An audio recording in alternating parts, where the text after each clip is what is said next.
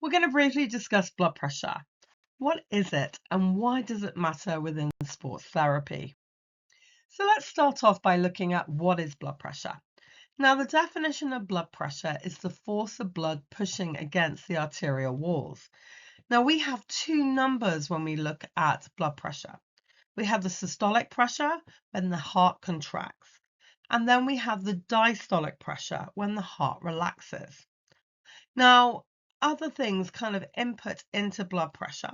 So we have cardiac output, which is the heart rate times the stroke volume, and total peripheral resistance as well. Now, typical adult clinic values are around 120 over 80 milligrams of mercury, and this is considered healthy for most adults, but individual targets may vary. So why should sports therapists care about blood pressure measurements? Now, for screening and safety, blood pressure is a key vital sign in pre-participation checks and clinical triage. It helps identify clients who may need medical review before exercise or manual therapy. It's also used to do with the risk. So elevated blood pressure increases cardiovascular risk. Knowing a client's blood pressure informs exercise intensity, progression, and monitoring. Now, the body will respond during exercise. So systolic blood pressure normally rises with workload, and diastolic blood pressure measurement stays about the same. Now, exaggerated rises can signal underlying issues such as post-exercise hypertension. This is common, but it can cause dizziness within athletes. Also looking at red flags, detecting very high readings or unusual responses lets you pause sessions and advise appropriately for clients or patients to have a medical follow-up.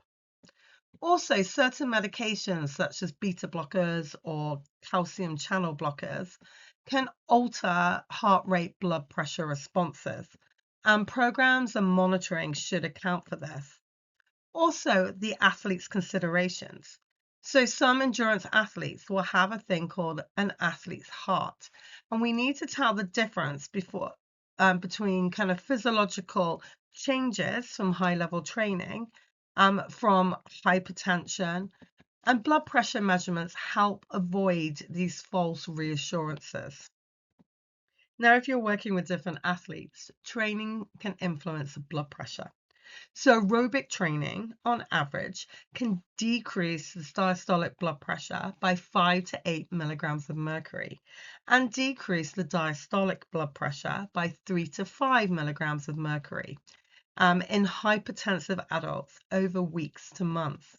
Now, resistance training will see modest blood pressure reductions and improve vascular health when programmed appropriately. Also working with lifestyle. So exercise complements sleep, nutrition, stress management, alcohol moderation, and sodium-aware diets, which all have an impact on blood pressure. Now, you need to integrate blood pressure measurements into sports therapy practice. So include blood pressure in the initial assessment and kind of reviews throughout the treatment or the rehabilitation plan. Use blood pressure history, so medications, family history, symptoms to tailor exercise prescription. Educate clients on home blood pressure monitoring. So you can buy many different devices so they can measure their blood pressure at home. Talking about devices that are valid and also talking about a seated protocol or average readings. And also refer when readings are always high or they're marked abnormal or when symptoms or red flags are present. So the bottom line of this is measuring and understanding blood pressure keeps athletes and clients safer. Guidelines or guides exercise intensity and helps you spot when to progress, pause, or refer.